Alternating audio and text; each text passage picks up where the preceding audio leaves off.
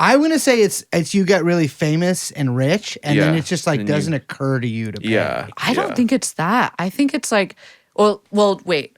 Not tipping is different than not paying. So walking out on a tab is like... That's completely crazy. Maybe she's wasted. Yeah.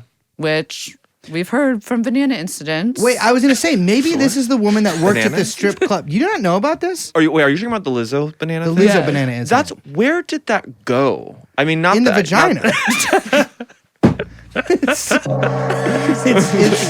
It's she ate the banana out of the... No, but I think it went into a settlement. Okay, because that just... I mean, I'm not saying she's necessarily bounced back, but there was... It didn't stick in the way that something that kind of wild. She just kind of like kind of monk mode apologized and then came out Zembicked and was like, no, I'm just a different person. Yeah. My question is, maybe this caller worked at the banana strip club, and it's like she just left because she saw the eating incident. But I want to go back to the original question, which is, when does this happen? Because I think so. Walking out on a tab is different. Yeah. Which is that's like a weird compulsion. That's a weird compulsion. Or you're wasted. Maybe that's a like Winona and sex for that situation. Right. Or whatever. But not tipping is a different thing because you're paying and then you're saying you don't get any extras.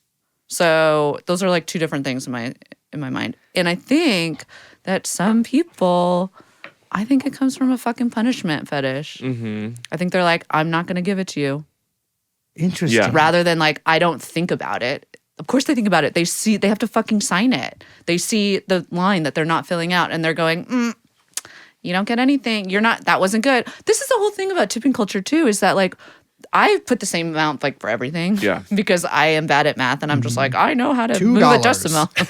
I have such a weird math. I don't do the math. I don't do the thing with the decimal. I find that ultimately more confusing. That's way more. I still don't know how to do it. Full like... I'm just like 20, 30% each time. Don't care.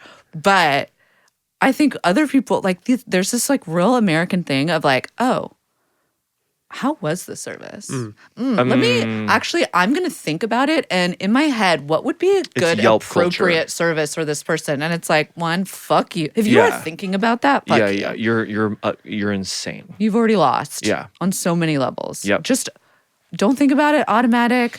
Move on with your life. I know. Well, that is new because that is everywhere in every facet of culture. Is you're allowed to review things now. I know. So everyone just maybe automatically is like evaluating in a way they didn't used to.